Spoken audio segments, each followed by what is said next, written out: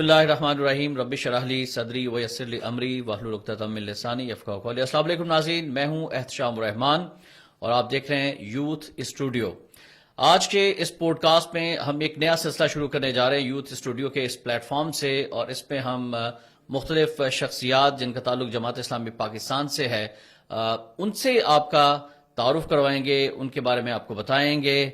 और youth studio basically मकसद ये है कि ज़्यादा से ज़्यादा नौजवानों को जो जमात के लिए खिदमत सर अंजाम दे रहे हैं उनका इंट्रोडक्शन आप तक करवाया जाए। और आज की इस पहली नशिस्त में हम मशकूर हैं जनाब रसूल खान बाबर साहब के, जो कि जेआई यूथ पाकिस्तान के सदर हैं, और उनसे हम गुफ्तगू का सिलसिला शुरू करने जा रहे हैं। आप जानते हैं कि इंतखाबात की आमद है। 8 फरवरी एक फैसला कुन दिन साबित होने जा रहा है। काफी तवील अरसे के बाद पाकिस्तान में इंतखाबात होने जा रहे हैं, और पाकिस्तान की जो नौजवान आबादी है, जो मजमूई आबादी का तकरीबन 60 to 67% है मुख्तलिफ आदाद शुमार के मुताबिक, उस पर यूथ का वोट जो है वो बड़ी अहमियत का हामिल है। और जमात इस्लामी पाकिस्तान इस मरतबा बहुत बड़े पैमाने पर अपने उम्मीदवारों को मैदान में उतार चुकी है, तराजू के निशान पर उतार चुकी है। और इन इंतखाबात को जीतने में नौजवानों का क्या किरदार होगा, जेआई यूथ को क्या जिम्मेदारियां दी गई हैं, इस हवाले से हम रसूल खान बाबर साहब को स्टूडियो में खुशामदीद कहते हुए गुफ्तगू का आगाज करेंगे। अस्सलाम वालेकुम रसूल भाई।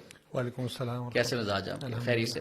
अच्छा, सबसे पहले तो हमें अपने बारे में बताइए। बहुत सारे लोग आपके बारे में जानते हैं, बहुत सारे लोग जानना चाहेंगे कि इस्लामी जमीयत तलबा में कैसे आए, और फिर आज जमात इस्लामी की यूथ के पूरे पाकिस्तान के आप जिम्मेदार हैं, सदर हैं, और कैसे आना हुआ, क्या कोई दिलचस्प वाक़यात है इस सिलसिले पे?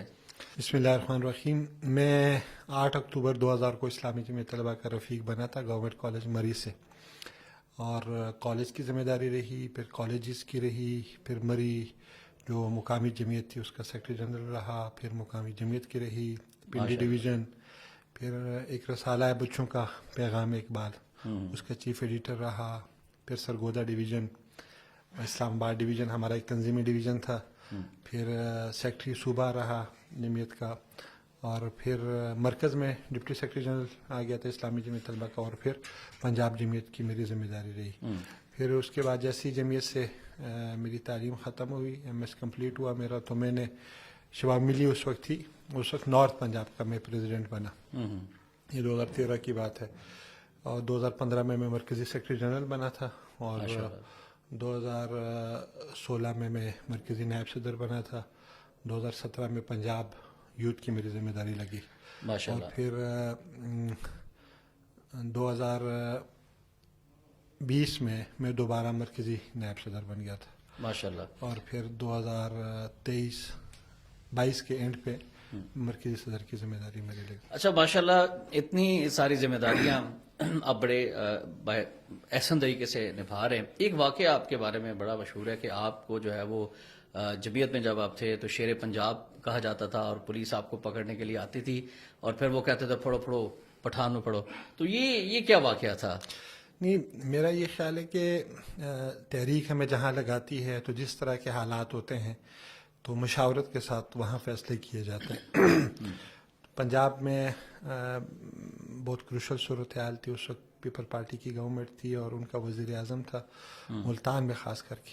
अच्छा। तो उस वक्त की शूरा ने मतलब कुछ फैसले ऐसे किए थे, तो ज़ाहिर है मैं पंजाब का नाज़िम था, मैं लीड कर रहा था, तो उस वक्त की ज़रूरत के मुताबिक हमने कुछ चीज़ें की, और बस उस पर हमारे यहाँ पुलिस आप ही को टारगेट करती थी कि रसूल खान बाबर साहब को जो है ना वो हमने पकड़ना है, तो फिर सारी जमीयत हमारे काबू में आ जाएगी पंजाब बस की। जो लीड कर रहा होता है जिस सिचुएशन को, उसका मतलब बात। जेलें भी काटी हैं आपने? हाँ, जेलों में अल्लाह ताला ने ये एजाज़ बख्शा है, मुख्तलिफ जगहों पे अल्लाह ताला ने, मतलब ये एजाज़ है मैं समझता हूँ जो तहरीक ने हमें दिया है, और हमारी मुख्तलिफ ममालिक की जो तहरीकें इससे ज़्यादा बर्दाश्त कर रही हैं, हम पे अभी वो इब्तला का दौर नहीं आया, तो ये एजाज़ की बात है। कितना अर्सा जेल में रहे? थानों में तो बहुत रहे, जेल में मैं एक दफ़ा कोई 43 डेज़ के लिए गया था अडियाला जेल में, तो इसके अलावा फिर उकाड़ा। तो आपको भी अडियाला जेल में एजाज हासिल है कि आप भी वहां पर रहे हैं, माशाल्लाह से। ठीक, तो जेल में 43 दिन कैसे गुजरे रसूल भाई?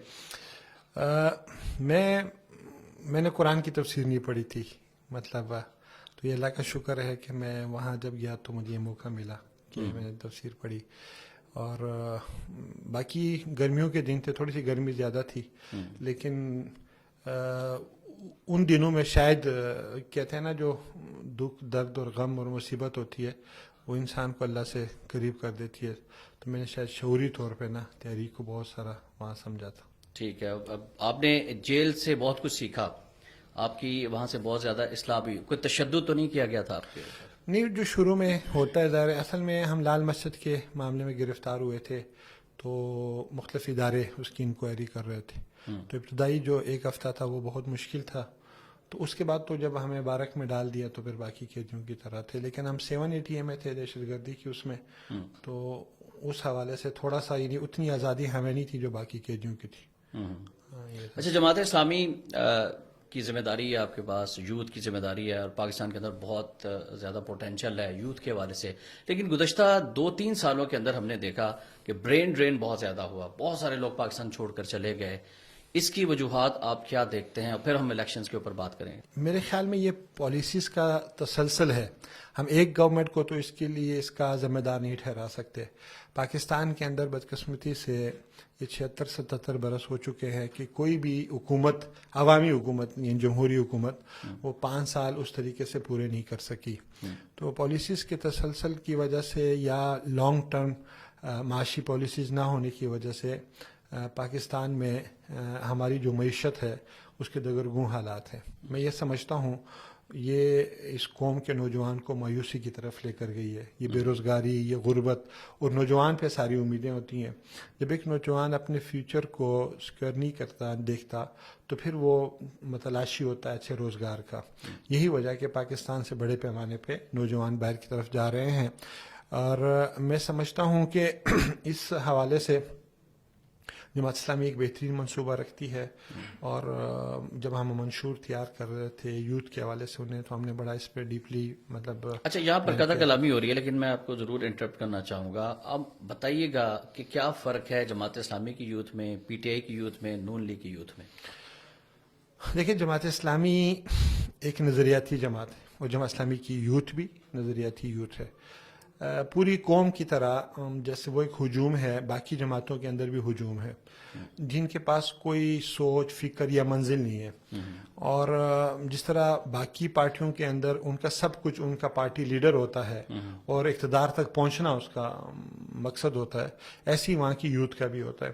تو جماعت اسلامی یوتھ دراصل جماعت اسلامی کو اقتدار اس لیے دلوانا چاہتی ہے کہ اس قوم کو، اس ملک کو بہتری کی طرف لے کے جا سکے، پاکستان اقوام عالم میں دنیا کو لیڈ کر سکے، پاکستانی قوم کی معاشی حالت بہتر ہو، یہاں کی اخلاقی حالت بہتر ہو، یہاں کا رہن سہن بہتر ہو، ہمارا معاشرہ اور ہمارا خاندانی نظام بہتر ہو، ہمارا یہ جو پاکستانی کمیونٹی ہے وہ سکون کی زندگی بسر. اچھا، جے آئی یوتھ جو ہے وہ جماعت اسلامی کو اقتدار میں لانا چاہتی ہے. جے آئی یوتھ اس سلسلے میں کر کیا رہی ہے؟ کیا پلانز ہیں؟ کس طرح سے وہ اس معاشرے کے اندر، اور بالخصوص 2024 کے انتخابات 8 فروری کو جو ہونے جا رہے ہیں، اس سلسلے میں کیا لائے عمل لے کر چل رہی ہے؟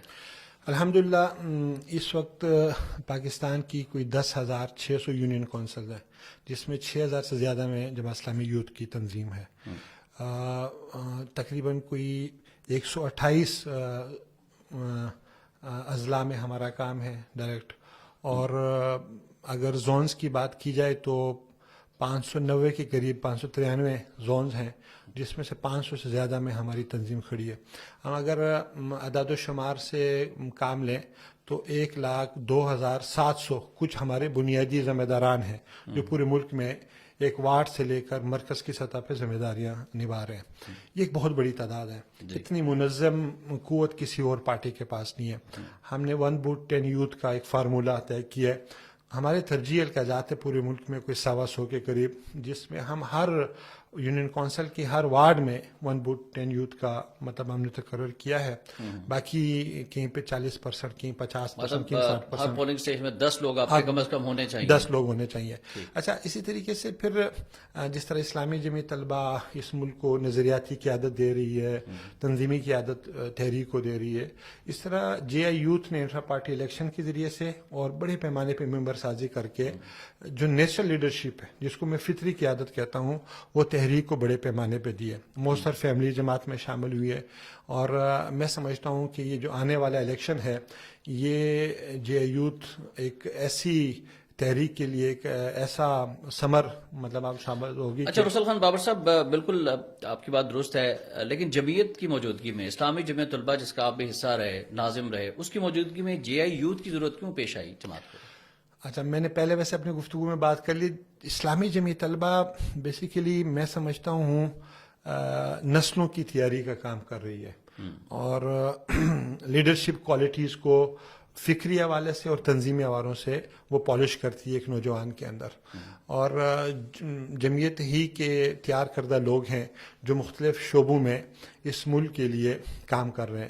بیسیکلی جب سید مودودی رحمۃ اللہ علیہ نے دیکھا تھا کہ پاکستان کا جو نظام تعلیم ہے, جو کالجز اور یونیورسٹی کا تھا, اس سے یعنی کہ ایسے لوگ نکل رہے تھے جو ویژنری نہیں تھے, جو چھوٹی سوچ رکھنے والے تھے, جو اپنی ذات کے خول میں بند تھے, اور مدارس سے ایسے لوگ نکل رہے تھے جو 21ویں صدی کے چیلنجز کے لیے 12ویں صدی کے لوگ تیار کر رہے تھے.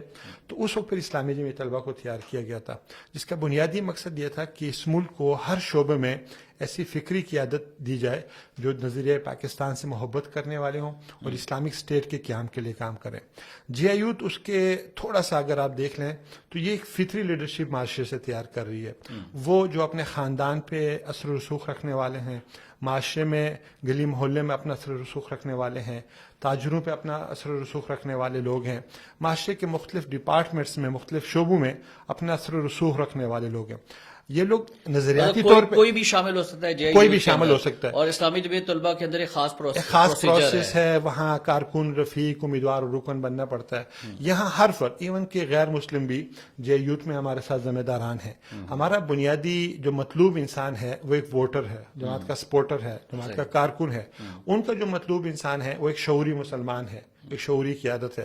یہ وہ بنیادی فرق ہے. یہی وجہ ہے کہ ہم تیزی کے ساتھ معاشرے کے اندر ہماری پینیٹریشن ہوئی ہے, بڑی تعداد میں لوگ ہمارے یعنی آپ زیادہ ریجڈ نہیں ہے, زیادہ سخت نہیں ہے, اوپن مائنڈیڈ ہے, اور طبقے معاشرے کے اندر مختلف طبقات ہیں, چاہے کوئی سیکولر ہے, کوئی لبرل ہے, ان کو بھی آپ کہتے ہیں کہ ہمارے ساتھ شامل ہو سکتے ہیں. ہر طبقے سے ہمارے پاس اس وقت لوگ موجود ہیں, اور یہی وجہ ہے کہ اس وقت لوگ حیران ہیں کہ جماعت اسلامی, یہ جماعت اسلامی جس کا ہمیں بتایا گیا تھا کہ وہ تو بہت ریجٹ ہے اور انتہا پسند ہے, بنیاد پرست ہے, ہمیں تو بہت اچھا لگا یہ دیکھ. اور یہی وجہ کہ موثر لوگوں کو جماعت اسلامی یوتھ نے اپنے ساتھ شامل کیا, فلیکسیبلٹی کی وجہ سے. اچھا, اب انتخابات کی بات ہو جائے, اور جے آئی یوتھ کی کاوشیں جو ہے وہ جاری ہیں.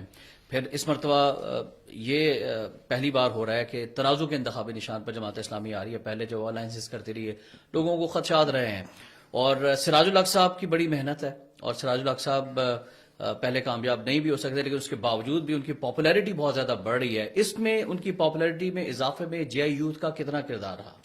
اچھا دیکھیں, ایک تو سراج صاحب کو اللہ تعالیٰ نے ایک ملٹی ڈائمینشنل سی مطلب پرسنالٹی دی ہوئی ہے. وہ ایک مربی بھی ہیں, وہ ایک بہترین منتظم بھی ہیں, وہ ان کے اندر انقلابی پن ہے جو آپ کہہ لیں کہ لارڈ مکالے کو دیکھیں, بھٹو کو دیکھیں, یہ اس طرح کے لوگوں کے اندر نا عوام کی حقوق کی بات کرنا, ان کی ایشوز پہ بات کرنا. وہ محنتی بہت ہیں, یعنی میں نے ان کو دیکھا 18 گھنٹے وہ کام کرتے ہیں. گاڑی میں ان کے ساتھ سفر کریں تو 2 منٹ کے لیے بھی خاموش نہیں بیٹھتے, فون پہ لگے رہتے ہیں. اور اللہ تعالیٰ سے ان کا تعلق, میں نے دیکھا ہے کہ گاڑی میں بیٹھ کے بھی تلاوت کر رہے ہوتے ہیں, کہیں سفر میں ہو تو رات کو مطلب اٹھتے ہیں. اور تو میں نے ان کی شخصیت میں یہ چیزیں دیکھی ہیں کہ وہ ہمہ پہلو ایک شخصیت رکھتے ہیں. ایک تو یہ بڑی وجہ ہے. دوسری بڑی وجہ میں سمجھتا ہوں کہ 2018 کا جو فیصلہ جماعت اسلامی نے کیا کہ اپنے نشان پہ ہم الیکشن لڑیں گے, یہ بہت بنیادی فیصلہ تھا. اس نے جماعت اسلامی کو ڈائریکشن دی. اس سے پہلے یہ ہوتا تھا کہ اتحادی سیاست کی یا سیٹ ایڈجسٹمنٹ کی ایک دروازے کھلے ہوتے تھے, اور مطلب بار بار اتحاد ہم کرتے تھے. یعنی 70 کے بعد ہم نے 2013 میں اپنے نشان پہ لڑا تھا، وہ بھی مجبوراً لڑا تھا کہ جب پی ٹی آئی کے ساتھ ہمارا مطلب اتحاد نہیں ہو سکا. اس دفعہ 2018 کے الیکشن کے بعد ہی جماعت اسلامی کی شورا بیٹھی، ہمارے اکابرین نے فیصلہ کیا 3 ماہ کی مسلسل محنت کے بعد کہ آج کے بعد ہم نے اتحاد کی سیاست میں نہیں جانا. اور لیاقت صاحب، ڈاکٹر فرید پراچا صاحب، میں اگر ان کا نام نہیں لوں گا تو یہ زیادتی ہوگی، اور ہمارے عمرہ صوبہ دن رات انہوں نے محنت کی، ہر ڈویژن اور ہر ضلع میں گئے، ایک ایک حلقے پہ امیدوار کھڑے کیے. آپ حیران رہیں گے کہ 266 حلقوں میں سے این اے کے قومی اسمبلی کے 243 پہ جماعت اسلامی نے امیدوار کھڑے کی. اس دفعہ 91% ہے. اور اسی طرح جو پورے ملک کے صوبائی حلقے ہیں 593 میں سے 531 پہ، یہ بھی 90% بنتا ہے. یہ بہت بڑی اچیومنٹ ہے. خواتین، اقلیت، ہر جگہ جماعت اسلامی نے امیدوار کھڑے اور کیے. بہت سارے لوگ جو ہے مختلف سیاسی جماعتوں سے جماعت میں شمولیت بھی اختیار کر رہے ہیں. اچھا، آپ نے یوتھ کی بات کی، تو یوتھ یعنی ایک معاشرے کا ایک خاص یعنی وہ ہے حقیقت ہے کہ اس ملک میں آمدہ الیکشن میں 589 لاکھ ووٹر نوجوان ہوگا جو 35 سال سے کم ہے، اور اگر 40 سال تک یوتھ لے لیں تو یہ کوئی 7 کروڑ کے زیادہ ہے. تو یعنی مین ووٹر نوجوان ہے. تو معاشرے کا بھی بڑا حصہ نوجوان ہے، اس لیے نوجوانوں کا کردار بہت اہم بن جاتا ہے. یہ جو ابھی سروے گیلپ نے کیا جس میں سے راج صاحب کی شخصیت کو تیسری اور چوتھی نمبر پہ لے کر آئے، اس میں نوجوانوں کا بڑا کردار ہے. ان کی شخصیت، اسی طریقے سے جماعت اسلامی کا ہر حلقے پہ امیدوار کھڑا کرنا. خواتین میں ایک بہت اہم کام ہوا ہے، ہماری خواتین کے نظم نے بہت اچھا کام کیا ہے. نوجوانوں نے یعنی بہترین انداز میں نیچے لوگوں تک پہنچی ہے. پھر الخدمت نے، میں سمجھتا ہوں الخدمت کا کردار اتنا زبردست ہے کہ یہ سیلاب اور یہ کرونا یعنی 2018 کے بعد جو بڑے واقعات ہوئے ہیں اس میں سوشل میڈیا کی وجہ سے، حالانکہ جماعت اسلامی پہلے بھی کرتی تھی، الخدمت پہلے بھی کرتی تھی، یہ معاشرے کو دکھا ہے، اس سے بڑا ہمارے لیے راستہ ہموار ہوا ہے. اور آخری چیز جو سوشل میڈیا ہے، میں سمجھتا ہوں اس نے معاشرے کو چینج کیا ہے. اس نے، اس ٹو وے کمیونیکیشن نے اس معاشرے کو ریزننگ دی ہے، لاجک دی ہے. پاکستان کا نوجوان پہلی دفعہ سوچ کے کچھ کر رہا ہے. سوشل میڈیا کے حوالے سے جماعت اسلامی کافی عرصے سے کام بھی کر رہی ہے. حافظ احمد رحمان صاحب نے بڑا کام کیا. تو منشور جو ہے جماعت اسلامی کا، اس میں نوجوانوں کے لیے کیا اٹریکشن ہے اور کیا دعوت دے رہے ہیں جب آپ حلقوں میں جاتے ہیں نوجوانوں کو کہ آپ آئیں ہمیں ووٹ دیں، اور ایک ایسے وقت کے اندر کہ آپ کی جو مخالف جماعتیں ہیں وہ بہت زیادہ پاپولیرٹی رکھتی ہیں، اور پھر 9 مئی کے واقعات کے بعد ایک ٹرینڈ بھی ہے، تو ان نوجوانوں کو آپ کیا میسج دے رہے ہیں؟ اچھا دیکھیے، جماعت اسلامی کو ایک ایج حاصل ہے کہ ہم کبھی حکومت میں نہیں رہے. یہی وجہ ہے کہ ہم کہہ سکتے ہیں کہ بھئی ہم یہ کریں گے. باقی تمام پارٹیز 2 3 دفعہ، ایک دفعہ آ چکی ہیں. پھر جہاں جہاں ہمیں حکومت ملی ہم نے ڈیلیور کیا ہے. کراچی میں ہم نے ڈیلیور کیا ہے، KPK میں ہمیں حکومت ملی، اتحادی حکومت میں ہم نے ڈیلیور کیا ہے، ہم نے بڑے اچھے انداز میں ہم نے کیا ہے. تو سوشل میڈیا کی آپ نے بات کی، سوشل میڈیا کا ہمارا جو ادارہ ہے اس نے یہ جو میں نے بات کی کہ 2018 کے بعد جہاں ہم نے امیدوار کھڑے کیے وہاں ہماری سوشل میڈیا اور میڈیا کی ٹیم، کیسر بھائی اور شمس الدین بھائی، وہ بھی دن رات لگے رہے. انہوں نے ہر ضلع میں جا کے ہر ڈویژن کی سطح پہ 5 6 لوگوں کو ٹرین کیا. یہی وجہ ہے کہ آج سوشل میڈیا پہ بھی جماعت اسلامی ایک پوری آواز ہے، بنی ہوئی ہے. اور آپ نے بات کی کہ جماعت اسلامی یوتھ کے لیے کیا کرے گی، یہ ایک پورا لائحہ جماعت اسلامی نے ترتیب دیا ہے. اس وقت سب سے بڑا مسئلہ معاشی مسئلہ ہے اس قوم کا، بے روزگاری عروج پہ ہے. جماعت اسلامی ہر طرح کے نوجوان کے لیے ایک پورا لائحہ عمل رکھتی ہے کہ یہ زرعی نوجوان ہے، اس کے لیے یہ لائحہ عمل ہے ہمارا، اور یہ صنعتی ہے، اس کے لیے یہ لائحہ عمل ہے، یہ تعلیم سے محروم ہے، اس کے لیے ہمارا یہ لائحہ عمل ہے، یہ ان علاقوں کا نوجوان ہے جہاں پہ ماحول بہت خوبصورت ہے اور ہم سیر و سیاحت کو فروغ دے سکتے ہیں، اس کے لیے یہ لائحہ عمل ہے. یہ نوجوان صحت سے وابستہ ہو سکتے ہیں، ان کے لیے یہ لائحہ عمل ہے. خواتین کے لیے ہے، نوجوانوں کے لیے ہے. اسی طریقے سے 92 لاکھ نوجوان پاکستان کے منشیات کے عادی ہیں. یہ بہت بڑی تعداد ہے، میں سمجھتا ہوں. ان کے لیے خصوصی ٹاسک مطلب جماعت اسلامی نے کیا ہے.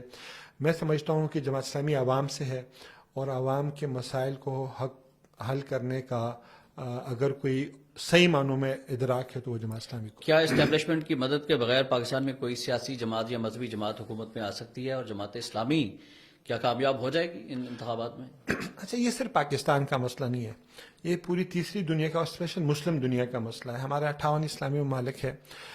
پہلے کالونیلزم تھا، برٹش گورنمنٹ نے کالونیز کے ذریعے سے دنیا کو کنٹرول کیا ہوا تھا.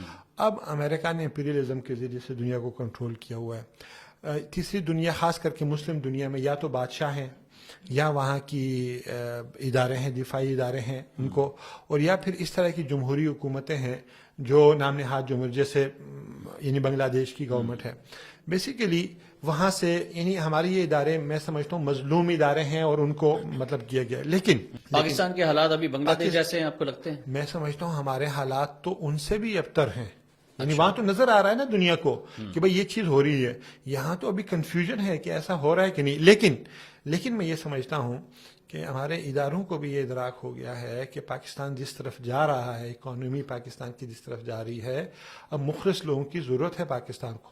کیا پاک فوج نے کوئی رابطہ کیا جماعت اسلامی کی قیادت سے ان انتخابات سے پہلے، اور جماعت اسلامی یوتھ جو ہے پاک فوج کے حوالے سے کیا موقف رکھتی ہے؟ دیکھیں، پاک فوج ہماری فوج، ہم اس کی عزت کرتے ہیں، رسپیکٹ کرتے ہیں. اس ملک کے لیے ان کی قربانیاں ہیں. میں سمجھتا ہوں جو پاکستان محفوظ ہے اس میں ان کا ایک بہت کردار ہے. ورنہ پاکستان کو شام بنایا جا سکتا تھا، پاکستان کو افغانستان بنایا جا سکتا تھا. لیکن ہمارا جو اعتراض ہے وہ یہ ہے کہ ہر ادارے کو اپنے حدود کے اندر کام کرنا چاہیے. حکومتیں بنانا، حکومتیں کرنا عوام کا حق ہے اور سیاسی قیادت کا حق ہے. اگر اس میں بہت حد تک وہ انوالو ہوں گے تو وہ ادارہ خود ڈیمیج ہوگا. یہ رسول خان بابر صاحب، بڑی زبردست گفتگو، بڑی انفارمیٹو گفتگو کا سلسلہ جاری ہے. ناظرین، یہاں پہ ایک بریک لیتے ہیں، بریک سے واپس آتے ہیں. اس پوڈ کاسٹ میں رسول خان بابر صاحب سے مزید کچھ سخت قسم کے سوالات بھی پوچھیں گے. ہمارے ساتھ رہیے گا.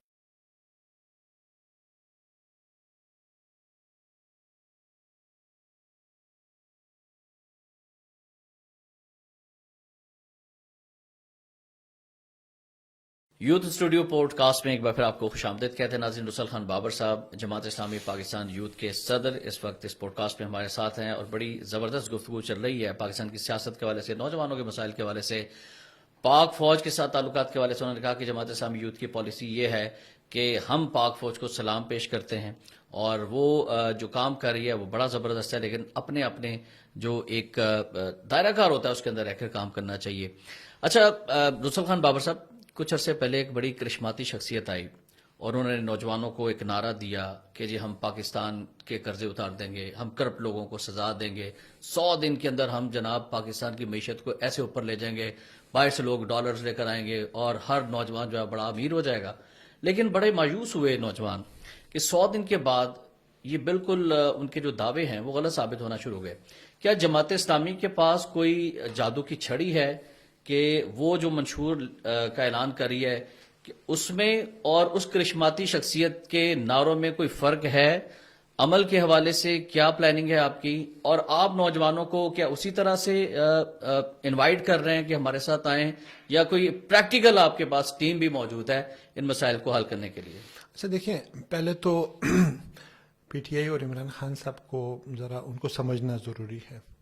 تیسری دنیا کو جو کیپٹل کلاس جس طریقے سے ارینج اور ری ارینج کر رہی ہے، اس میں ریولوشن کو جب بھی وہاں پیدا ہونے کے چانسز ہوتے ہیں تو اس کو کل کیا جاتا ہے مصنوعی ریولوشن کے ذریعے، مصنوعی چینج کے ذریعے سے. وہاں ایک مصنوعی قیادت کو ڈیولپ کیا جاتا ہے. ان کو جو انقلابی موومنٹ ہوتی ہے اس کے قریب تر کے نعرے دیے جاتے ہیں، اور وہی پولیٹیشین، کرپٹ پولیٹیشین کو ان کے ساتھ جوڑا جاتا ہے. یہی پی ٹی آئی کے ساتھ ہوا، یہی عمران خان کے ساتھ ہوا.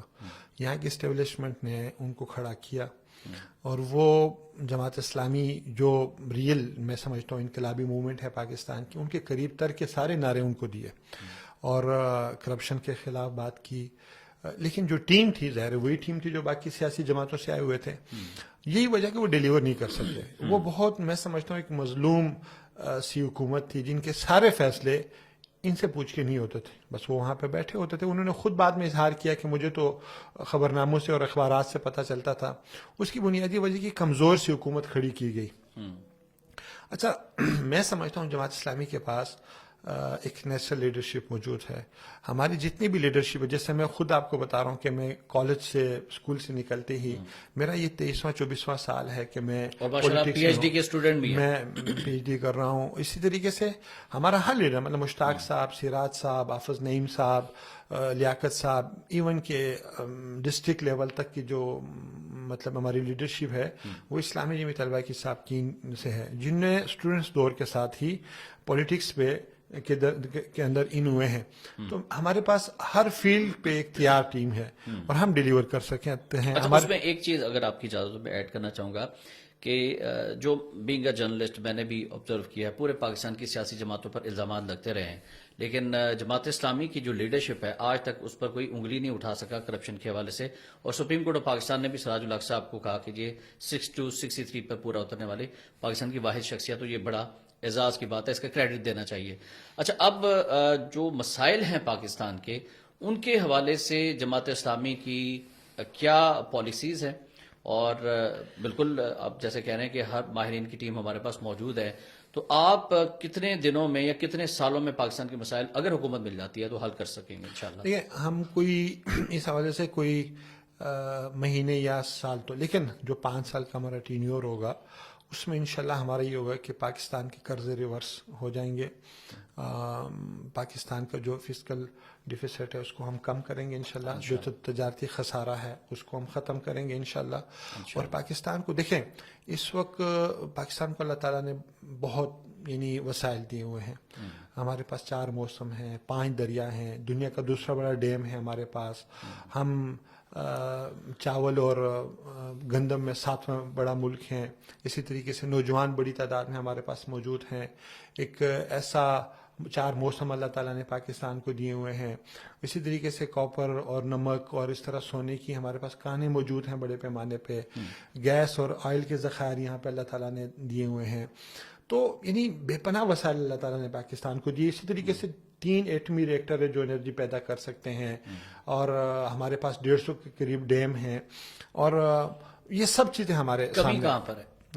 کمی کہاں پر ہے؟ لیڈرشپ میں. اس ملک کی جو گورننس ہے نا، وہ کہ بھی مطلب لانگ ٹرم پالیسی اگر دی تو کہ ایوب خان صاحب نے دی تھی، وہ پہلی کامیاب ہوئی، ایشیا کا ایک بہترین ملک بنا، اس کے بعد نہیں ہو سکی. ایک تو یہ بڑا مسئلہ ہے. دوسری یہ ہے کہ جو بھی پولیٹیشین یہاں پہ حکومت میں آتے ہیں وہ لانگ ٹرم پالیسی نہیں بناتے، وہ اپنی حکومت گزارنے کے لیے کرتے ہیں، وہ قرضہ لیتے ہیں. آپ دیکھیں کل جیسے کوئی 90 کروڑ کا قرضہ منظور ہوا ہے تو ہمارا میڈیا بھی اس کو کہ بڑی کامیابی ہے، ہمارے پولیٹیشین بھی مطلب اس پہ خوشی کا اظہار کر رہے ہیں، حالانکہ قرض لیا ہم نے. تو ہماری حکومتیں یہاں پہ تجارتی ذرائع، صنعتی ذرائع اور ایگریکلچر میں ترقی کر کے اپنے پاؤں پہ کھڑا ہونے کے بجائے وہ قرضے پہ چلتے ہیں. تو میرے خیال میں جماعت اسلامی کو اس چیز کا ادراک ہے کہ ہم نے اپنی برآمدات و درآمدات میں جو ایک فرق ہے اس کو ختم کرنا ہے، اپنے وسائل خود پیدا کرنے ہیں. اپنی جو یوتھ ہے اس کو اپنے اوپر ایک بوجھ بننے کے بجائے آبادی کو اس کو ایک اپرچونٹی. اچھا، نواز شریف صاحب بہت عرصہ باہر رہے اور اب 4تھی بار ان کی خواہش ہے کہ وہ وزیر اعظم پاکستان بنے، اور اس کے لیے پورا ایک ہمیں ایک لگتا ہے کہ پورا ماحول بھی کریٹ کیا جا رہا ہے. تو مسلم لیگ نون کے حوالے سے آپ کیا موقف رکھتے ہیں؟ آپ ان کے اتحادی بھی ماضی میں رہے ہیں. قاضی حسین احمد صاحب نے اسلامک فرنٹ بنایا تھا، اس میں بھی بہت زبردست کیمپین چلی، اس کے بعد پھر اتحادی سیاست میں آئے، پھر پی ٹی آئی کے ساتھ خیبر پختونخوا میں رہے.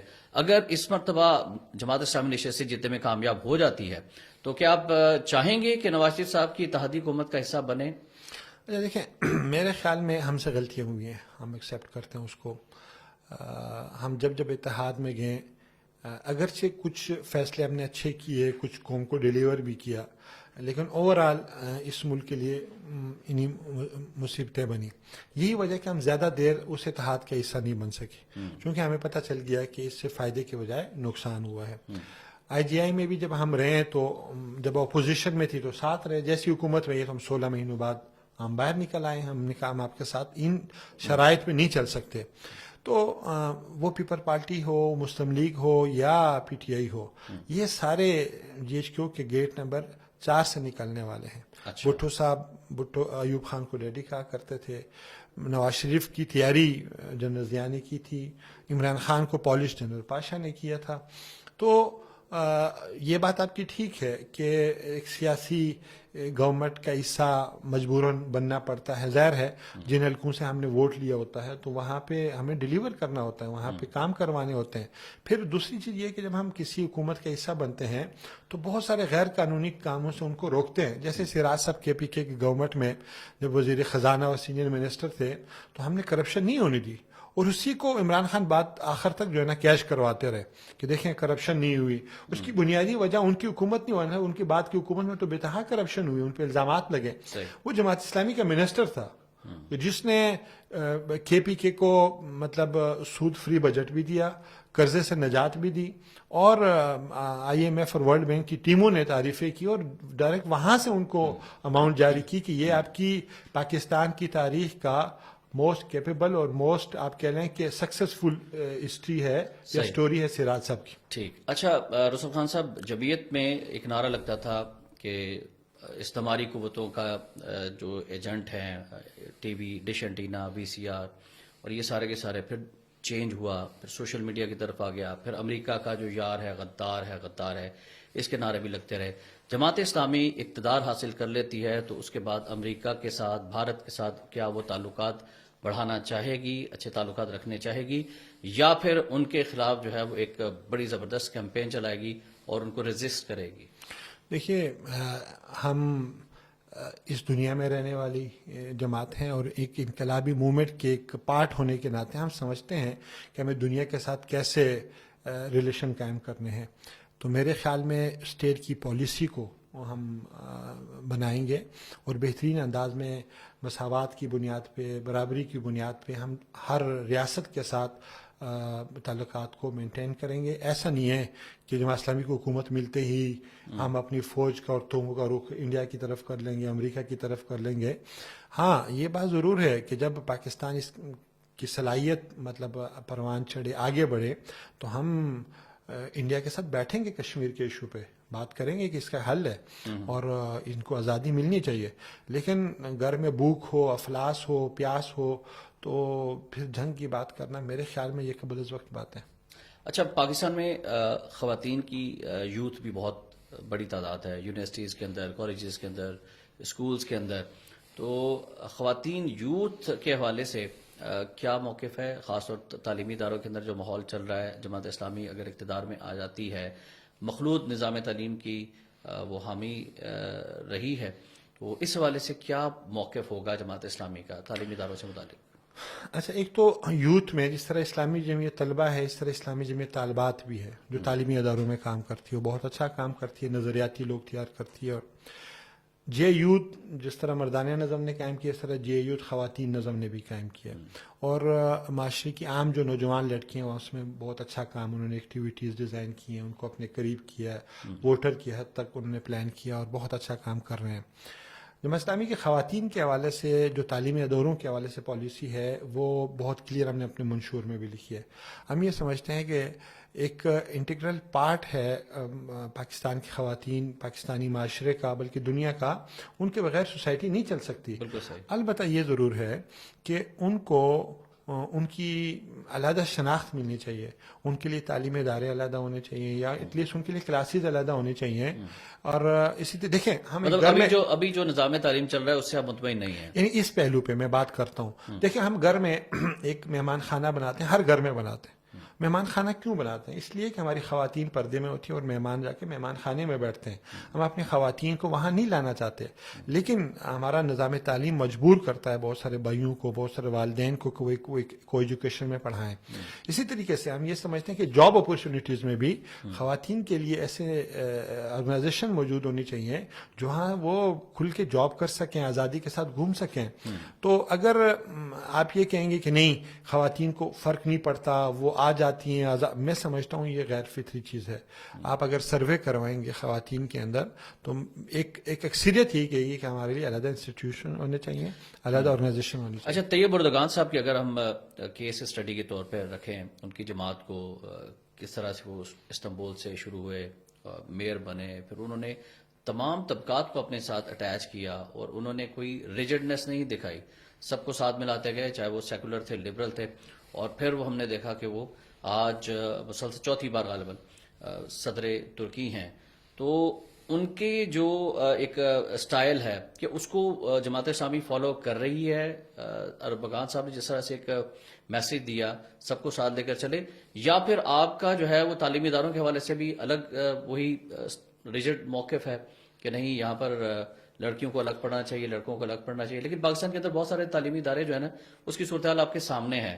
اچھا تو دیکھیں، اگر بین الاقوامی سطح پر آپ دیکھیں تو آپ سمجھتے ہیں کہ ان کا ماڈل ٹھیک ہے یا ہمیں بھی وہی اڈاپٹ کرنا چاہیے یا نہیں؟ اچھا دیکھیں، ترکی کی مثال کچھ اور ہے. ترکی ایک سیکولر اسٹیٹ رہی ہے بڑے عرصے تک، یعنی 1919 سے لے کر 2004-05 تک جب وہ بنے ہیں. وہاں تو اذان دینے پہ پابندی تھی، عربی میں بات نہیں کر سکتے تھے، عربی میں اذان نہیں دے سکتے تھے، یہ کیفیت تھی. پاکستان کے حالات اس سے مختلف ہے. اچھا جب میں نے یہ بات کی کہ تعلیمی ادارے، اس کا یہ نہیں کہ ہم فوراً حکومت میں آتے ہوئے کر دیں گے. ظاہر ہے انفراسٹرکچر بنائیں گے، پاکستان کے ماحول کو بنائیں گے. جیسے ہم کہتے ہیں کہ ہم نظام تعلیم اپنی زبان میں کریں گے، تو اس کا یہ مطلب تھوڑی ہے کہ ہم جاتی فوراً اعلان کر دیں گے. اس کے لیے پورا انفراسٹرکچر بنے گا، ریسرچر بیٹھیں گے، بات ہوگی، اس کی پلاننگ ہوگی، منصوبہ ہوگا. تو ہو سکتا ہے 5 سال لگ جائیں اس سارے کام کے اندر، لیکن یہ ہمارا الٹیمیٹ گول ہے کہ یہ ہم نے کرنا ہے.